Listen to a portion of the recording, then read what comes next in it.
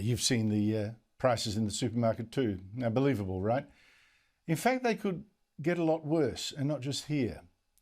It was 3 months ago, last Tuesday, that Russia invaded Ukraine. Thought it could knock it over in a few days. Instead, the Russian army was smashed, a quarter of it lost, knocked out, made useless. And now Russia's pulled back from the north and northeast of Ukraine and is fighting instead in just the east and southeast. It's almost a stalemate. But Russia is desperate not to lose and is now playing chicken with the rest of the world, hoping to stop it from helping Ukraine, sending arms, things like that. And it has grabbed most of Ukraine's coast and shut down shipping in and out of the country. And that means stopping ships taking food from Ukraine to the rest of the world. Ukraine is in fact a big food exporter, big exporter of wheat and corn, sunflower oil, particularly fertilizer, but it can't get most of that stuff out now. And with exports from Russia also strangled by the war, the United Nations and world leaders are warning of a food crisis. The global food crisis is made worse by Russia's blocking Ukraine from exporting its millions of tons of grain. And also, as long as Russia continues the war, the United States will work with our partners to help lead a global response, because it's going to affect all parts of the world. Joining me to tell us what's really going on over there is Jack Keane, a retired American four-star general who was Vice Chief of Staff of the United States Army. He's now chairman of the Institute for the Study of War. General Jack Keane, thank you so much for joining us again. It is 3 months ago, since last Tuesday, in fact, that Russia invaded Ukraine. Now, we've gone through the whole range of emotions. At first, we thought Ukraine would fall over in days. They fought like tigers. They pushed the Russians back. Then we thought Ukraine could win. But now the Russians have regrouped, and they seem to be making slow progress, expensive progress, but still progress on the Eastern Front. How worried should we be? Well, you're absolutely right. I mean, their campaign in the north against Kyiv and Kharkiv, both of those have failed miserably. And they focused their forces in a much smaller area in the Donbass region. And overall, that campaign also began to stall. And as such, what they did, the western part of the campaign in the Donbass region, in the so-called Donetsk Republic, they have stopped their offensive operations against that. And they have narrowed the area down even smaller to focus in the Luhansk province and to focus principally against a major city in the Luhansk province, which is Severodonetsk. And as such, they've made some incremental progress. I agree with you. But certainly nothing on the scale, Andrew, that their plan called for, and they're considerably behind in their execution. And the reason is much of the similar problems we've had before. Their ground maneuver forces, armor and infantry, are weak, and they're not particularly well led, and the morale is not good. Their artillery forces are very good, and it is the artillery that is helping them to make this incremental progress that we're seeing. So what does it tell you about what we can expect from the rest of the war? I mean, is this just going to grind on like a mincemeat grinder for I don't know how long? Is the Russian army going to break in keeping this going? What do you think is the future? Because it looks a little grim at the moment. Well, I think they're going to have difficulty even succeeding against the principal objective now, which is Severodonetsk. And I think likely, like some of their other forces that are in the south and in the east, they're starting to dig in. And in other words, fortify their positions, more of a defensive position, Andrew. And the reason for that is they know that the Ukrainians are getting ready to conduct limited counterattacks, and possibly a major counteroffensive is something the Ukrainians would like to do. The Ukrainians have not given up at all on the opportunity that's in front of them, and there is an opportunity to drive the Russians out of the east and out of the south. I mean, it's a formidable task, to be sure, because the major cities that are there that the Russians own, Zaporizhzhia, Kherson, Mariupol, it favors the defender in those operations.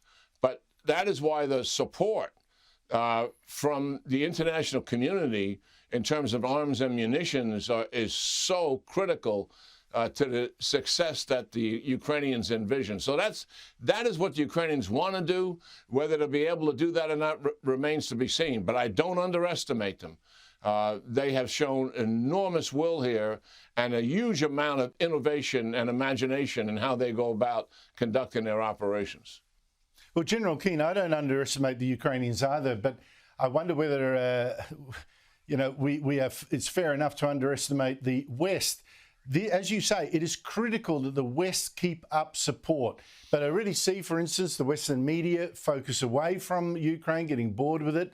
I see people like Henry Kissinger, former US Secretary of State, saying, hey, well, maybe there's some sort of deal that the Ukrainians should be making with Russia, to buy peace, hand them part of the territory. And I see Russia, meanwhile, trying to do an embargo of trade, of Ukrainian trade, particularly of food, to the rest of the world through the seas to the south, and threatening the world with hunger. How do you think that's going to play out?